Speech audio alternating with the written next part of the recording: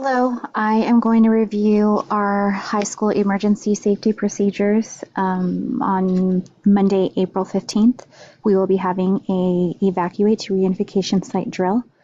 So let's jump in. Here are the frequently asked questions, information we think that is going to be pretty valuable to you as we move forward into understanding the procedures and getting through the drill.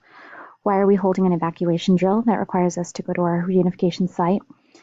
This will allow staff and students to be able to relocate safely, to know what the pathways are and how to get to safety when our building is identified as being uninhabitable.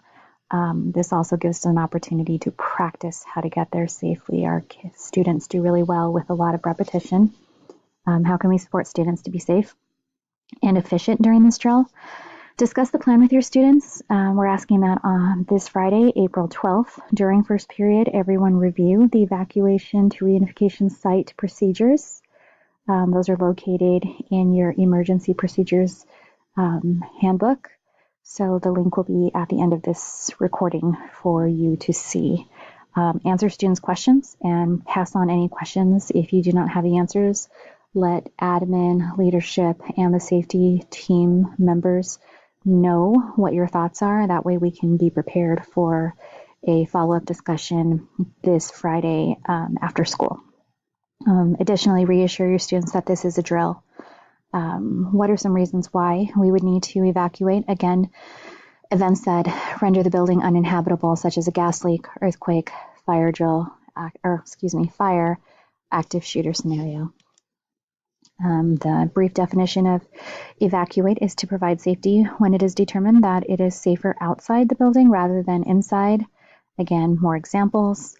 To move students to a remote site for reunification with family members, this may result in an implementation of student release. We have practiced several times the on-site evacuation, which allows us to follow the building evacuation plan. For the purposes of the drill on Monday, we will be doing an off-site reunification drill, so we will follow the property evacuation plan. During this drill, you will hear an announcement over the intercom that this is a drill. We will be taking on the scenario that this is an earthquake, so we ask that students stop, drop, and hold. We will announce when it is safe to go ahead and proceed with evacuation.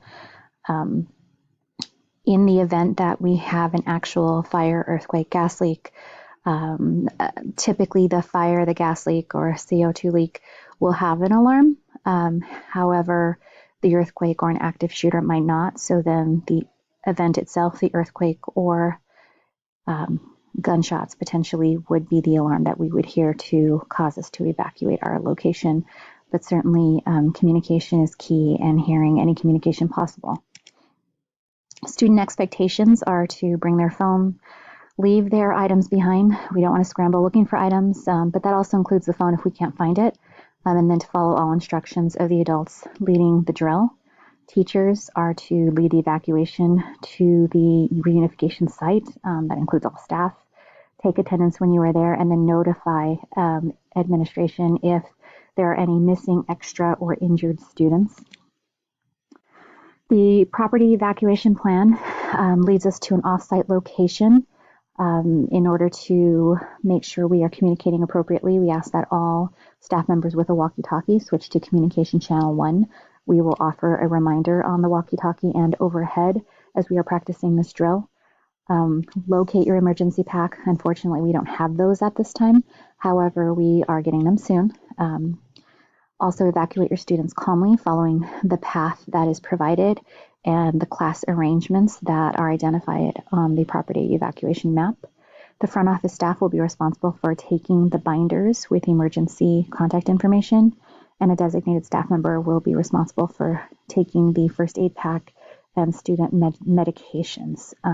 This also requires staff to make sure you have your emergency procedure handbook that has your red and green cover on it, which is where you would be reading these plans in the first place. To start, make sure that you locate your contact list in your emergency binder. Once you are at the reunification site, you will be taking attendance for all the students in your care. If a student is missing, you will be holding up the red side, the back side of your Emergency Procedures Handbook. If all of your current students are accounted for, you will hold up the green side. This will allow the emergency team, the leadership team, to identify really quickly if there's a need to identify and locate a student or staff member. Notify the site commander if any student is missing. Site commander for the purposes of this drill will be myself or McDevitt.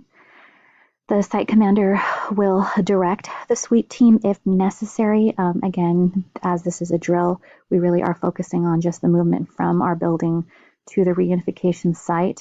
So we actually will not be proceeding with sweep team at this point. If this were an actual event, the sweep team could include staff members, but more likely than not would include any kind of outside emergency agencies that are coming to support us. Be sure to also listen for the site commander's instructions on how to release students. There are different release procedures that are identified in your emergency procedure book. That would be in the event of an actual situation. We will not be doing release procedures for this drill on Monday. Here is a map of our area of where we will be reunifying to. Spectrum right there down on the bottom right. There you go. And then we will coming over to the church parking lot just on the other side of the elementary school. We will be walking on the sidewalk on the outside of the elementary playground. We will not be cutting in through the elementary school parking lot.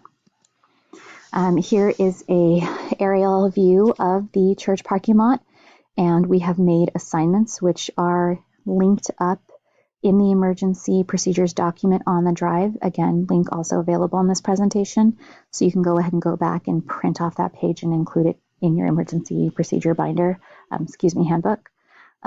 Here are the class assignments for the day. So you can see that we have placed every teacher in a location. Certainly we might be bunched up just a little bit tighter than this, but please know in order to have accurate counts of students and to make sure that every class has been identified once we are at the reunification site, we do ask that you very, very much stick to this general arrangement so that we can check off classes from our list.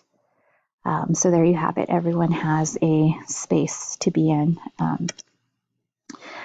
Here is your to-do checklist for preparing for our drill. Review the evacuation and reunification site procedures located in your emergency procedures handbook. Print a current class list for all of your classes. Go ahead and attach those. You can use binder clips, whatever is necessary, to your emergency procedures handbook. Locate your emergency procedures handbook. Discuss the drill with your students. We're asking that you do that again this Friday morning, April 12th during first period. And post any questions to admin before Friday's meeting. We want to make sure that we can come to the meeting with as many answers as possible. All information going into detail can be found on the Spectrum Emergency Procedures Handbook. The presentation link has been provided to you, and then you can go ahead and click on this link right here to get to the handbook. Again, we will have a meeting on Friday afternoon, April 12th, to discuss the evacuation drill. Please use the following site, the link below, in order to pose any questions you might have for us. We want to make sure that we get as many situations resolved ahead of time or have kind of a plan B for those situations that we're not fully aware of at this point. Please let us know at any time if you have any questions, and thank you so much for watching.